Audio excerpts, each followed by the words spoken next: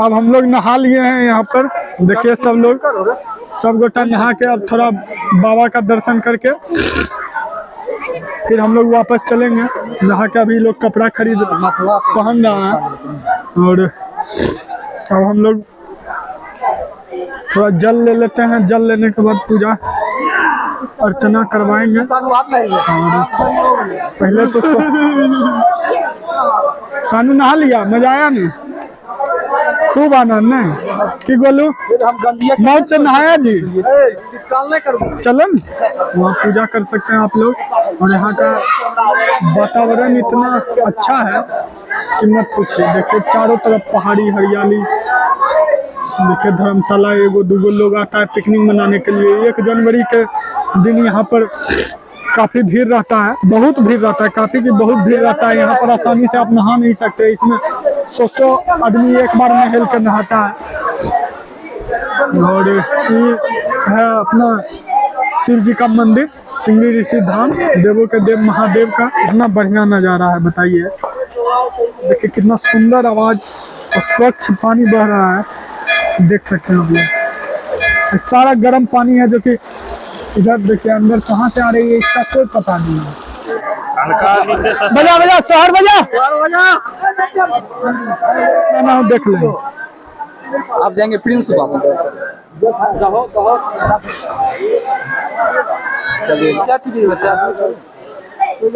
हाँ तो बताइए कि यहाँ का क्या क्या विशेषता है। आदमी आएगा तो क्या किस लिए आएगा, कुछ यहाँ का विशेषता बताइए। यहाँ का विशेषता तो बहुत है। हाँ, यहाँ का विशेषता तो ये सतयुग से है। यह सतयुग से यह मंदिर है। अच्छा। यह सप्त ऋषियों में से एक ऋषि है जिनका नाम की श्रृंगी ऋषि है। यह श्रृंगी ऋषि यह धन पुत्र के लिए विख्यात है। यह रामायण रामचरितमानस में एक पंक्ति में दिया हुआ है कि श्रृंगी ऋषि मुनि वशिष्ठ बुलावा, अपुत्र है तो शुभ यज्ञ करावा। तो ये पुत्र की कामना के लिए, धन की कमी राजा दशरथ जी को नहीं था, लेकिन पुत्र की कमी के कारण यह श्रृंगी ऋषि के पास आए। तो श्रृंगी ऋषि के पास आने के बाद वह इनसे पुत्र की कामना की। तो दशरथ जी का गुरु वशिष्ठ जी थे। तो वशिष्ठ मुनि के पास जा करके यह वशिष्ठ मुनि इनको बुलावा करके बुलाया। तो वहाँ पुत्रष्टि यज्ञ का हुआ। पुत्रष्टि यज्ञ होने से यह आशीर्वाद मिला। आशीर्वाद इनका मिलने के बाद वह राम लक्ष्मण भरत शत्रुघ्न चारों भाई का जन्म धरातल पर आए। तो विख्यात तो और इनका वर्णन तो बहुत बड़ा है। हाँ बाबा। तो इसलिए करके, लेकिन आज तक यहाँ इस मंदिर के विषय में कभी सरकार का आज तक कोई निगाह, कोई निगरानी नहीं हुआ। आज तक ये अगर सरकार का निगाह में होता, विकास आज तक बहुत ये होता, लेकिन इतना पुराना मंदिर होते हुए भी आज ये जर्जर है।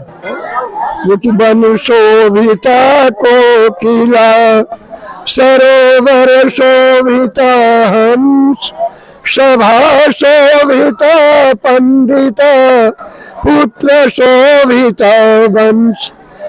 यह बात राजा दशरथ जी को कहीं सभा में अवहेलना किया गया। कोई पाखंडवादी राजा कहीं सभा था, उसमें इनको कोई कारण, कोई मजबूरी बस पहुंचने में विलम्ब हुआ कुछ, तो पाखंडवाद राजा जो थे वह जा करके इनको देख करके हंसी उड़ाया और कहता है यह जब पहुंचे तो बहुत बड़ा गलानी हुआ है राजा दशरथ जी को। यह आकर के अपने गुरु वशिष्ठ जी के चरण पर आकर के गिरे और बहुत विनय के साथ कहते हैं, हे गुरुदेव, ये कहिए मुझे सूर्य कुल में कोई जल देने वाला, अर्घ देने वाला होगा पितृ को या नहीं। तो गुरु वशिष्ठ जी कहते हैं, राजन आप इतना अधीर क्यों हो रहे हैं? आपको एक ही पुत्र क्या, आपको चार पुत्र होंगे। कहे तुम गुरुदेव तो विलंब किस बात की, तो है जाओ तुम यज्ञ की तैयारी करो। और हम श्रृंगी ऋषि मुनि को बुलावा करते हैं। तो श्रृंगी ऋषि मुनि को वशिष्ठ जी बुलावा करके यज्ञ करवाया। यज्ञ से पुत्रनिष्ठि अग्निदेव हवन मिला, हवि से उनका जन्म में है। और जन्म की बाद मुंडन, जब मुंडन होने में यहाँ आए हैं, मुंडन कराने में, उसी में जगह जगह का यह नाम पड़ गया है। यह श्रृंगी ऋषि धाम हमको अंग देश में पड़ता है। यहाँ का राजा लोमपाद थे। लोमपाद की कन्या शांता से श्रृंगी ऋषि मुनि का विवाह भी है हुआ। अच्छा, इसी जगह पे श्रृंगी मुनि जी का शादी भी हुआ था? नहीं, तो सिर्फ शादी हुआ वहाँ लोमपाद राजा के घर पर। अच्छा, शादी हुआ इनका इस वक्त, जिस वक्त की 12 अखंड समाधि लगा दिए, 12 वर्ष की उल्टा समाधि, जो कि सर नीचे कर दिया और पैर ऊपर कर दिए और वृक्ष में झूल गए। तो उल्टा समाधि जब लगा दिए तो अंग देश में 12 वर्ष के लिए निवर्सन हो गया। 12 वर्ष के लिए निवर्सन जब हो गया तो सालों साल अकाल घोषित हो गया। लोमपाद राजा प्रजा को पालन करने में व्यस्त हो गए। तो ज्योतिषाचार्य साधु ब्राह्मण सबको बुला करके इकट्ठा किए। इकट्ठा करके वो पूछे, महाराज हमारे राज्य में देखिए क्या कारण है जो कि इतना सालों साल निवर्सन होते जा रहा है। हमारे राज्य में पशु पक्षी आदमी सब त्राह त्राह करके तरस रहा है, अन्न जल के बिना भटक रहा है।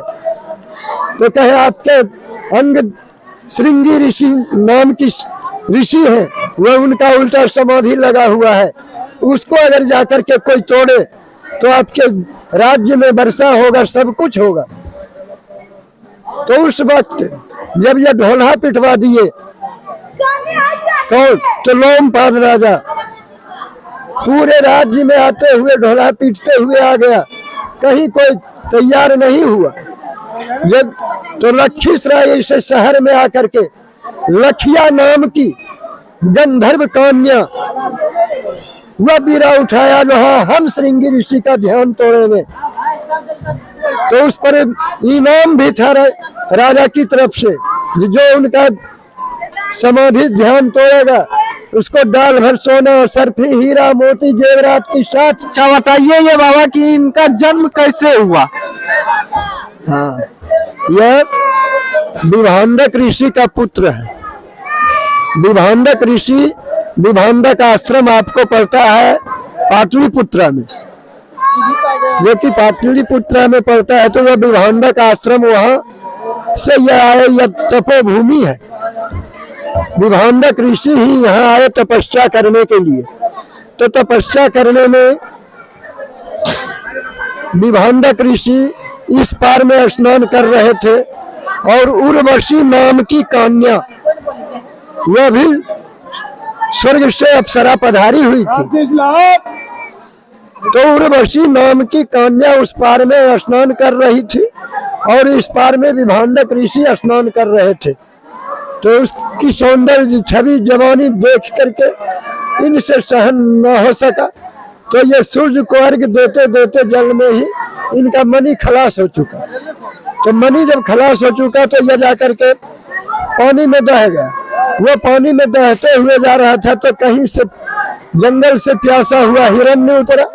हिरण्य को उतरने की बाद ये पानी पिया, पानी के धार में पानी के थ्रू ही वो मणि ही उसके मुंह में पेट में गया। तो वही हिरण्य की पेट से इनका जन्म है। ये माँ की पेट से इनका जन्म नहीं है, हिरण्य की पेट से इनका जन्म है। हमारा नाम हुआ छत्रानंद पाठक, श्रृंगी ऋषि धाम पुजारी, घर सिंघौल ततरिया। फाइनली बाबा का